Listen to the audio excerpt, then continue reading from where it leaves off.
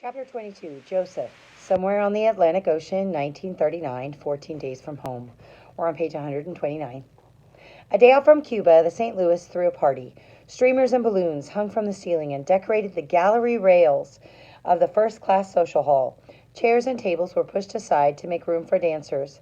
There was a feeling of wild relief, as though they were dancing away all of the stress of leaving Germany.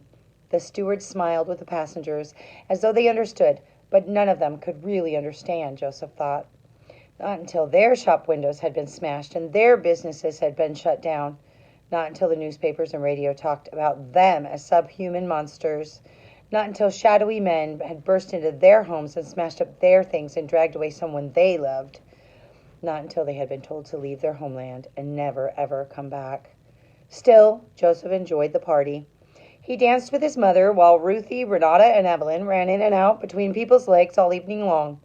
Joseph had been nervous about Cuba at first, scared of the unknown, but now he was excited to reach Havana, to start a new life, especially if it was like this. Joseph's father stayed hidden away in their cabin the whole night, sure this was all just another Nazi trick. The next morning, breakfast in the ship's dining room was interrupted by the thundering, clanking sound of the anchors being dropped. Joseph ran to the window. Dawn had broken, and Joseph could see the Malecon, Havana's famous seaside avenue. The stewards had told them all about its theaters and casinos and restaurants, and the Miramar Hotel, where all the waiters wore tuxedos. But the St. Louis was still a long way off from there. For some reason, the ship had anchored kilometers out from the shore. "It's for the medical quarantine," a doctor from Frankfurt explained to the small crowd who had gathered with Joseph at the porthole to look at Cuba. "I saw them run up the yellow flag this morning before breakfast. We just have to be approved by the port's medical authorities first. Standard procedure." Joseph made sure he was on the deck when the first boat from the Havana Port Authority reached the St. Louis. The Cuban man who climbed the ladder to sea deck from the launch was deeply tanned and wore a lightweight white suit. Joseph watched as Captain Schroeder and the ship's doctor met the man as he came aboard. The captain swore an oath that none of the passengers was insane, a criminal, or had a contagious disease. That was apparently all that should have been required, because when the port doctor insisted he still be allowed to examine each and every passenger, Captain Schroeder looked angry. He balled his fists and breathed deeply, but he didn't object. He gave a curt order to the ship's doctor to assemble the passengers in the social hall and then marched away. Joseph ran back to his cabin and burst in on his mother, packing the last of their things. Ruthie was helping her while Papa lay on the bed. The doctor from Cuba, he's going to make all the passengers go through a medical examination," Joseph told his mother, still panting from his run. "They're gathering everybody in the social hall right now." Mama's shocked look told him she understood.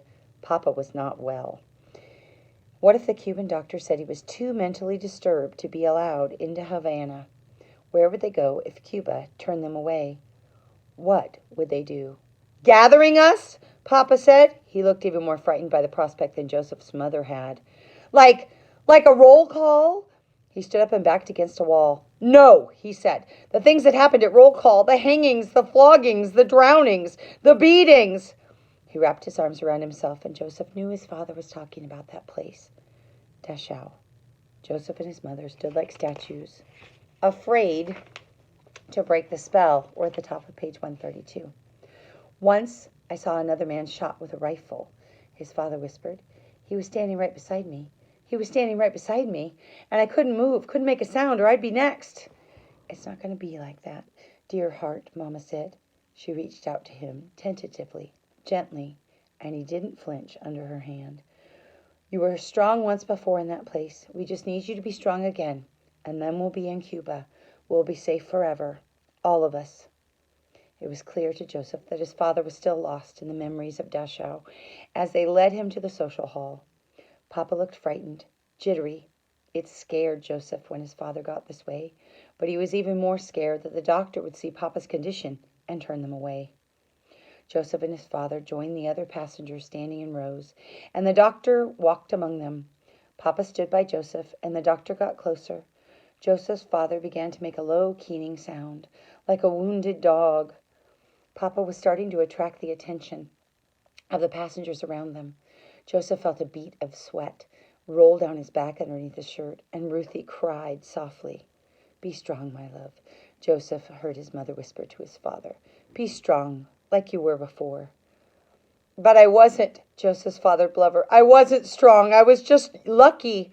It could have been me. It should have been me." The Cuban doctor was getting closer. Joseph had to do something. But what? His father was inconsolable. The things he said he saw, Joseph couldn't even imagine. His father had only survived by staying quiet, by not drawing attention to himself.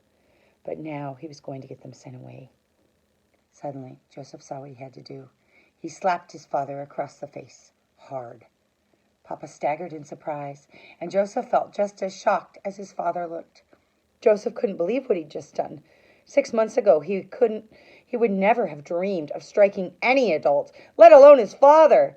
Papa would have punished him for such disrespect. But in the past 6 months, Joseph and his father had traded places. Papa was the one acting like a child, and Joseph was the adult. Mama and Ruthie stared at Joseph stunned, but he ignored them and pulled his father back in line. "Do you want the Nazis to catch you? Do you want them to send you back to that place?" Joseph hissed at Papa. "I know," his father said, still dazed. "That man there," Joseph whispered, pointing at the doctor, "he's a Nazi in disguise. He decides who goes back to Dachau. He decides who lives and who dies. If you're lucky, he won't choose you. But if you speak, if you move, if you make even the slightest sound, he will pull you out of line and send you back. Do you understand?" Joseph's father nodded urgently. Beside him, Mama put a hand to her mouth and wept. It makes me want to cry. But she didn't say anything. I'm at the top of page 134. "Now clean yourself up. Quickly," Joseph told his father. Aaron Landau dropped his wife's hand, dragged his oversized coat sleeve across his face, and stood rigidly at attention, eyes forward, like a prisoner. The doctor came down their row, looking at each person in turn. When he got to Papa, Joseph held his breath. The doctor looked Joseph's father up and down, then moved on. Joseph sagged with relief. They'd made it. His father had passed the doctor's inspection. Joseph closed his eyes and fought back tears of his own. He felt terrible for scaring his father like that, for making Papa's fears worse instead of better. And he felt terrible for taking his father's place as the man in the family. All Joseph's life, he had looked up to his father, idolized him. Not supposed to touch my face. So you guys are just going to see the tears, I guess. Makes me very sad, this chapter. Now it was hard to see him as anything but a broken old man. But all that would change when they got off the ship and into Cuba. And then everything would go back to normal. They would find a way to fix his father. The Cuban doctor finished his rounds and nodded to the ship's doctor that he approved the passengers. Joseph's mother wrapped his father in a hug, and Joseph felt his heart lift. For the first time all afternoon, he felt hope. "Well, that was a sham," said the man standing in line next to him. "What do you mean?" Joseph asked. "That was no kind of medical inspection. The entire business was a charade, a giant waste of time." Joseph didn't understand. If it wasn't a proper medical inspection, what had it all been for? He understood when he and his family lined up at the ladder on sea deck to leave the ship. The Cuban doctor was gone, and he'd left Cuban police officers behind in his place. They were blocking the only way off the ship. "We've passed our medicals, and we have all the right papers," a woman passenger said to the police. "When will we be allowed into Havana?" "Mañana," the policeman said in Spanish. "Mañana." Joseph didn't speak Spanish. He didn't know what mañana meant. "Tomorrow," one of the other passengers translated for them. "Not today, tomorrow." And tomorrow seems to be a theme in this book. If you noticed that, that is what's going on. With trying to get a boat with Mahmoud and his family as well. Anyway, I love you guys, and I hope you're all well. Stay healthy, and I will be reading every day during spring break, so tune in. There's no assignments to go with it. You can just listen. All right, thanks. Bye.